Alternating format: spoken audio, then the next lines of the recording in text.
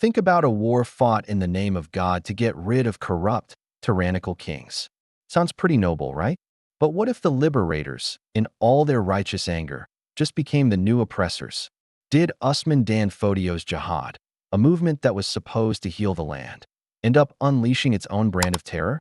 The answer is way more complicated and, honestly, more disturbing than you might think. So, to really get why this jihad even happened, you first have to understand the world it was born into. At the turn of the 19th century, the region we now call northern Nigeria was a patchwork of Hausa kingdoms. For hundreds of years, these states were hubs of trade and culture. But by the late 1700s, they were basically rotting from the inside out. The rulers, the Sarakuna, had become symbols of corruption. They slapped impossible taxes on their people, hitting the nomadic Fulani herders especially hard, who were often treated like outsiders. Men were ripped from their farms for forced military service, and the constant wars between kingdoms just led to chaos and poverty. Justice? It was for sale. Power wasn't earned, it was inherited. This wasn't just a political crisis, it was a spiritual one. Islam had been in the Hausa lands for centuries, but the ruling class practiced a version that was mixed with local traditions that reformers saw as idolatrous. They made sacrifices to old gods and did things that devout Muslims considered a total perversion of the faith. It was a world of exploitation and injustice, where the powerful preyed on the weak, and faith itself seemed to be losing its way. This was the perfect breeding ground for a revolution. Society was screaming for a reckoning. And this is where Usman dan Fodio enters the story. Born in 1754, he wasn't a warrior or a politician. He was a Fulani scholar and teacher who traveled from mentor to mentor in the traditional Islamic way. He became an incredibly powerful preacher, and his message hit home with ordinary people. His sermons weren't just about religion. They were a direct shot at the Hausa kings. He called out their greed, their corruption, and their unjust rule. He pushed for a society built on Islamic justice and fairness. And, in a truly revolutionary move for the time, he championed education for everyone, including women. People flocked to him. His followers were a mix of Fulani pastoralists sick of unfair taxes, Hausa peasants tired of being oppressed, and devout Muslims who were fed up with their leaders. They saw in Usman dan Fodio, or the Shehu as they called him, as the man who could lead them out of the darkness. For a while, the rulers of Gobir, the strongest Hausa state, put up with the Shehu's growing influence. His own former student, Yunfa, even became king. But as the Shehu's community grew, the elite started to panic. They saw a state within a state forming, a direct threat to their power.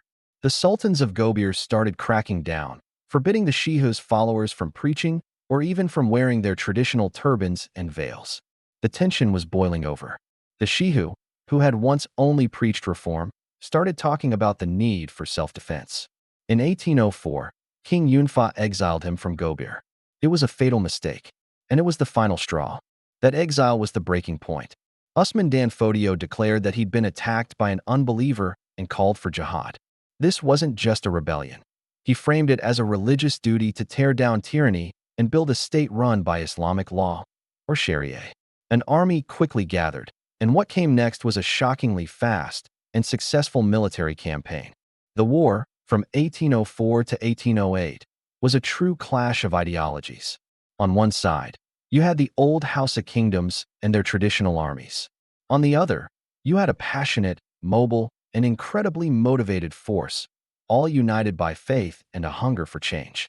Led by Usman's brother, Abdullahi, and his son, Muhammad Bello, the jihadists stormed across the region. They weren't just conquerors. They were revolutionaries tearing down the old system, one state at a time. Kebbi fell in 1805. In 1807, they took Katsina. The great city of Kano was captured. The war reached its climax in 1808 with the assault on Gobir itself. The jihadists took the capital, executed King Yunfa, and brought the most powerful Hausa kingdom to its knees. In just 4 years, the entire political map was redrawn.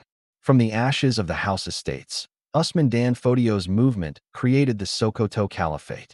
It became a massive Islamic empire, one of the largest and most influential states in 19th century Africa, rivaling other major powers on the continent like Ethiopia and Egypt. The revolution had succeeded. A new order was here. The war was won. A new empire was born. But victory, especially in the 19th century, always has a price. This gets us to the dark, difficult question at the center of this story.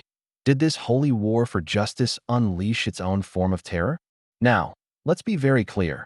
Mainstream historical records don't have detailed descriptions of systematic torture chambers or official policies of cruelty under Usman dan Fodio. But it would be a flat-out lie to say the conflict wasn't brutal. This jihad was, by the standards of its day, ruthless.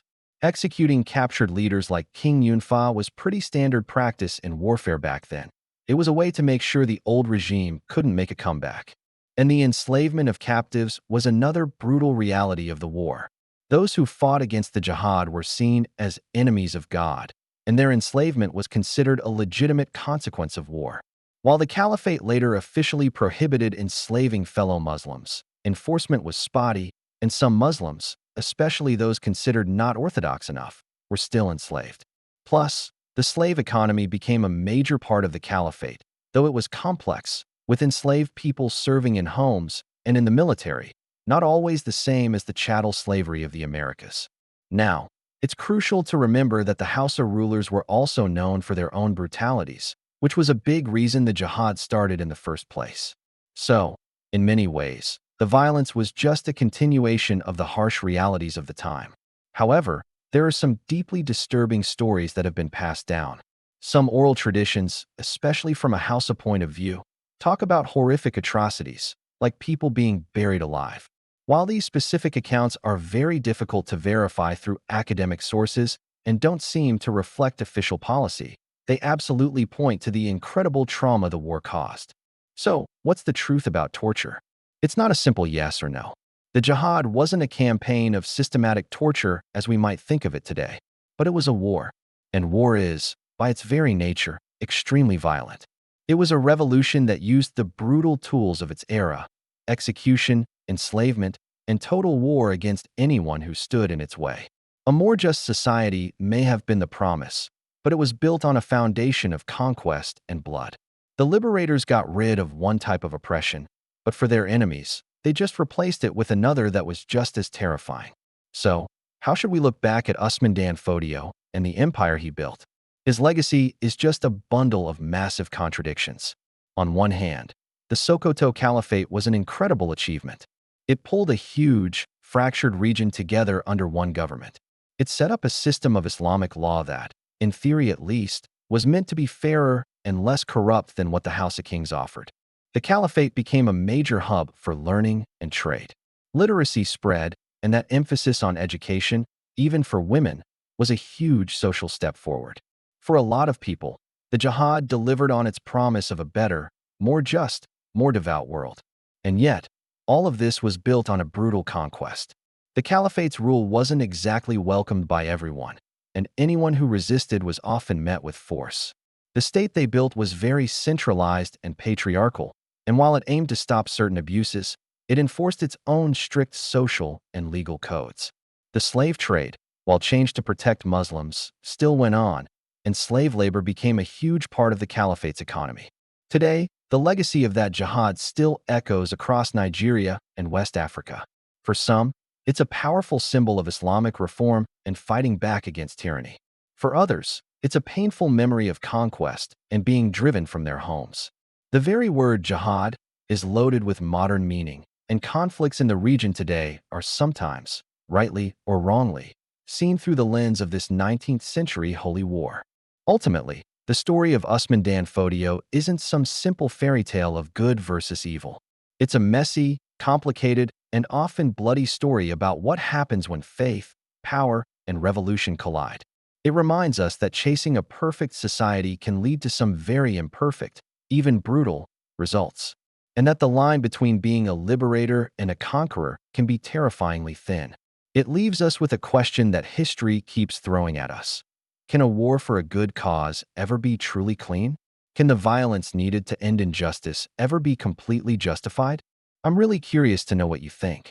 Was the Sokoto Caliphate a force for progress, or was its foundation just too bloody to justify what it became? Drop your thoughts in the comments below. And if you enjoyed digging into the messy side of history, make sure you like this video and subscribe for more stories that make you question everything. Thanks for watching.